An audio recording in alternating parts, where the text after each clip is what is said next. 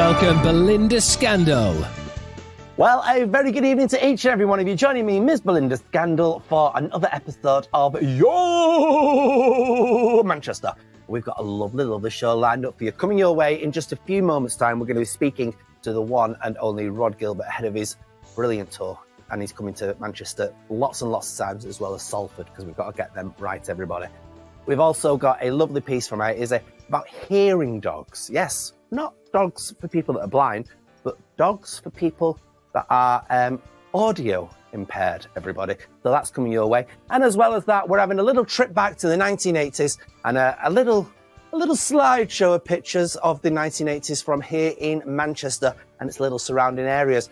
Speaking of surrounding areas, one area that is definitely changing is a place known as the Etihad. Of course, it's got its lovely sports arena there, and it's due to have a music arena known as Co-op Live. But the question on everybody's lips is it opening as planned this week? Well, here we go. Right, so with £365 million, that's what's been spent on it, yes, it's going to open. It's going to open with a rapper. God, I've been waiting to say this all day. A rapper. It's a Boogie with the Hoodie. Shabba will be with you this week, and that's going to be it's half capacity. So half capacity watching that, getting geared up, ready for its official show, which is going to be Olivia Rodrigo. So that apparently is happening Friday and Saturday. Or is it? Let's wait and see. I'm guessing one person who won't be there is the previous manager, runner, owner of that place. We'll see what happens. It's going to be good though. The thing is, I'm not too fussed. When it comes to arena, in my opinion, safety is paramount. So get it all right, get it all fine and dandy.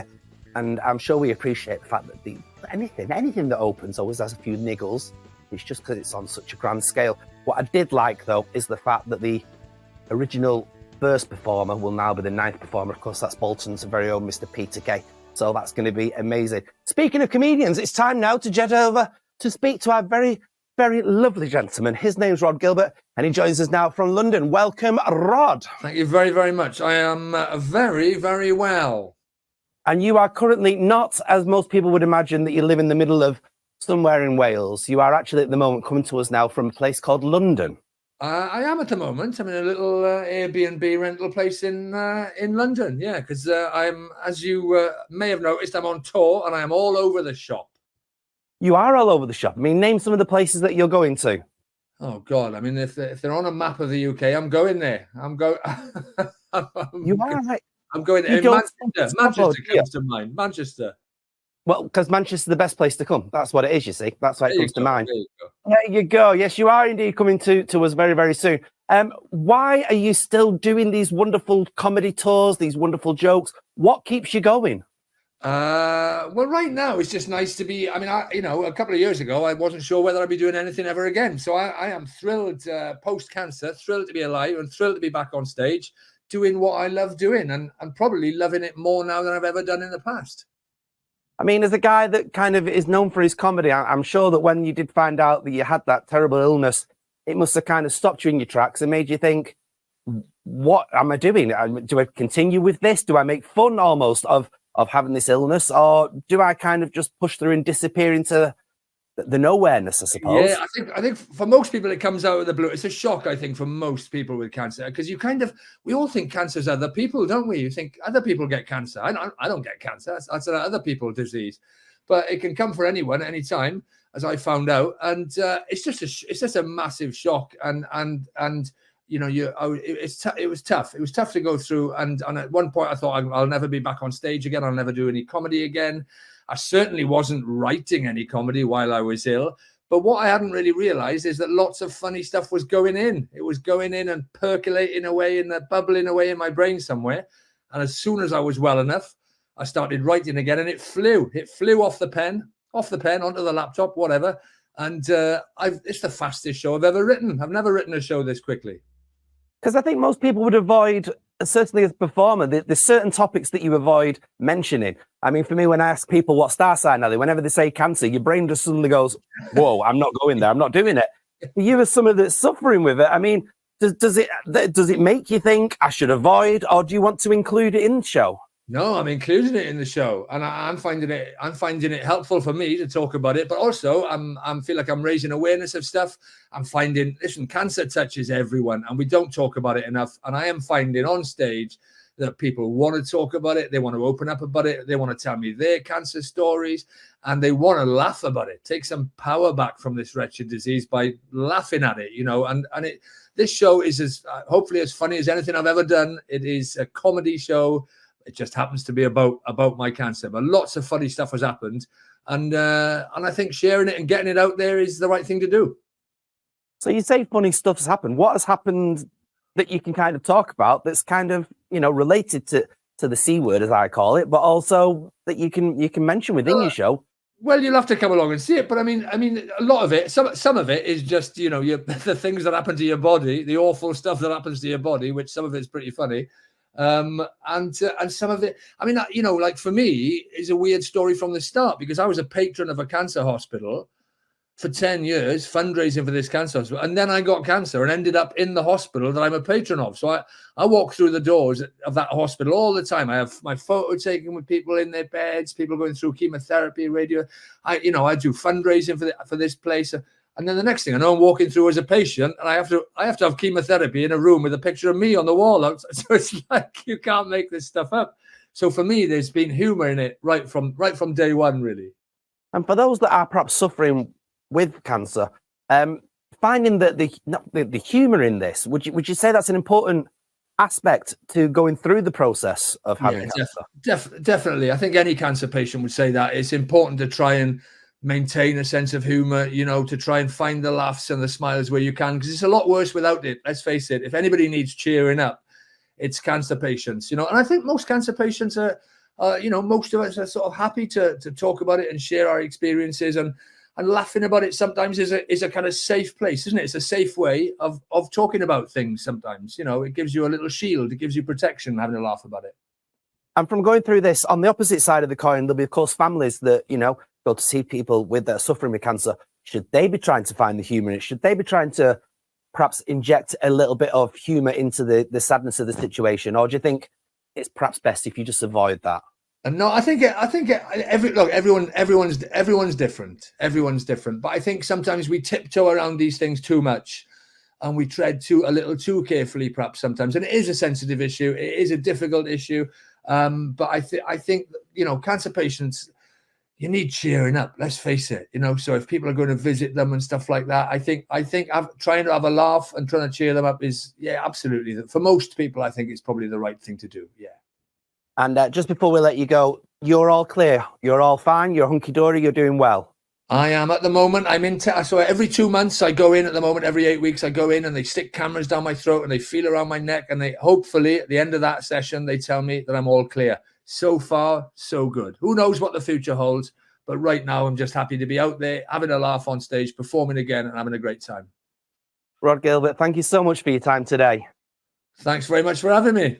Thank you, Rhod. Well, there you are, everybody. You see? Exciting. Loads and loads of gigs coming your way. We've got the 3rd, 4th. That's going to be in Salford. Then we've got some later in the month over in Manchester at the Opera House as well. He's basically everywhere. What a lovely man as well. Privileged to speak to that gentleman. Lovely, lovely, down-to-earth gentleman. Now then, something brand new to me this week was the fact that there is such a thing as a hearing dog. I'm sure we're all aware that we have guide dogs for those that are visually impaired. There is such a thing as a hearing dog, as our Izzy went and found out.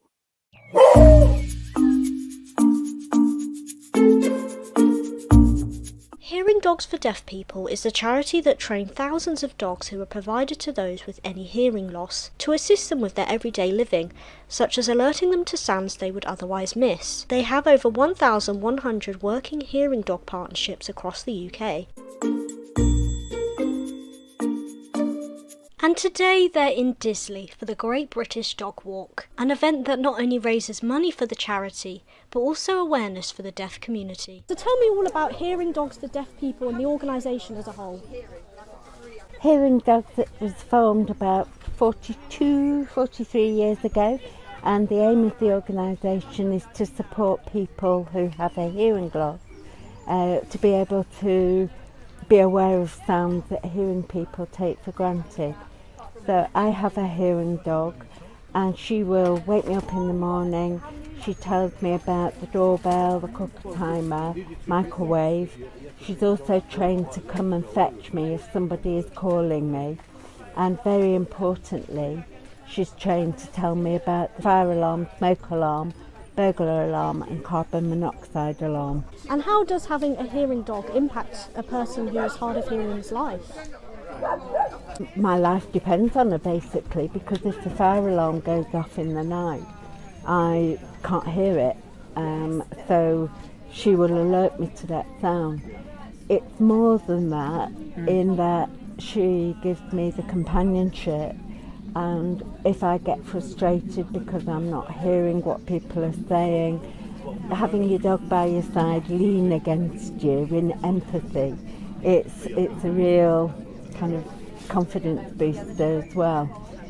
Because the dogs have their jackets on, it's a sign, if you like, to the general public that I have a hearing loss, and that hopefully they will be able to accommodate my needs in communication. We have 4 types of dogs, breeds of dogs for the charity. So poodles, Labradors, Cockapoos and Cocker Spaniels. And about 8 weeks after they've been born, they go to a socialiser, and they'll stay there for 12 to 18 months, and they'll get used to all the sounds that make them really bomb-proof dogs. So they're taken into shops, with slidey doors, onto trains, buses, busy places, and they also go to puppy classes as well for some of the basic sounds. And then once they start to get towards that age, they're then trained up into the sound work. This process is not a cheap one. The cost to train and support each hearing dog throughout their lifetime can be up to £40,000 to £45,000. What more could be done to provide more funds so there is more availability for them? The charity is desperate for more support from organisations and individuals to help sponsor the dogs. And the walk today at Lime Park is a fun way for everybody to get together and meet up with other dogs, not necessarily hearing dogs. And why are events like the Great British Dog Walk so important for the charity? It makes people aware of the charity, and unlike, say, guide dogs, we're less well known, even though we've been going for a long time. And it helps raise awareness to the general public that there are these dogs that can offer support to people, and offer the companionship that you get from your hearing dog, and hopefully raise awareness, raise money. And it's a nice way for us all to get together as well, because when you are part of Hearing Dogs, whether you're a volunteer or fundraiser or recipient, you're very much part of a family. My friends here, I've met them through Hearing Dogs, and you just expand your social circle with people who understand as well about deafness.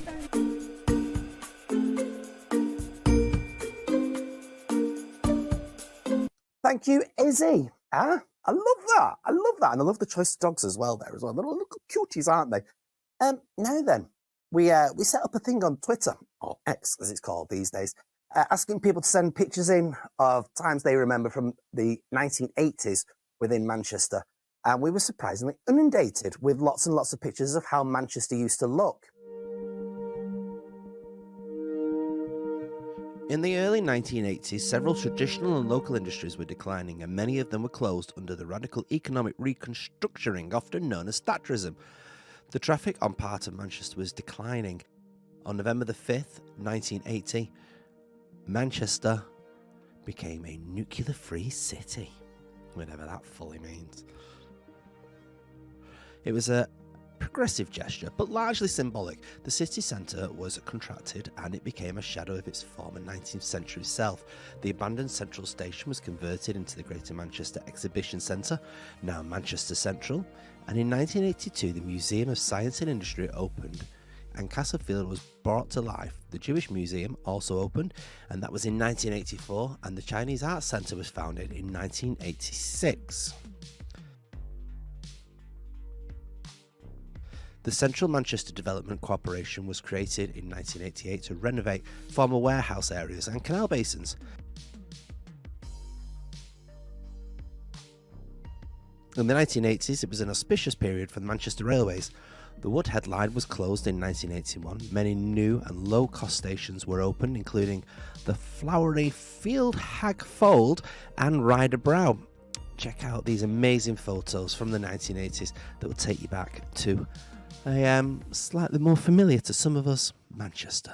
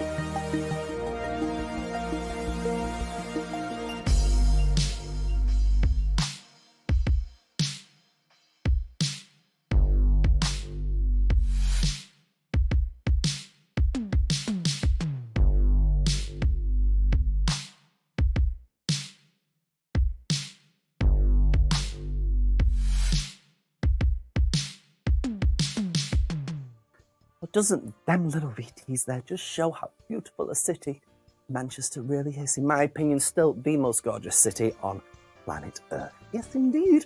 Well, unfortunately, we are out of time for this week's episode. However, next week, we're going to be speaking to Darren from Trafford Pride. That's right, Pride season is just around the corner. And with one of the first prides within our lovely region, we're going to be speaking to them to find out exactly what it means to them and why we still need the lovely prides. If you need to find out any more of who our special guests are, of which we've got a good few coming up, all you need to do is check out our lovely website, or of course our Instagram or our Twitter, and you'll be able to find out so much more. Thanks for watching this week's episode of Your Manchester!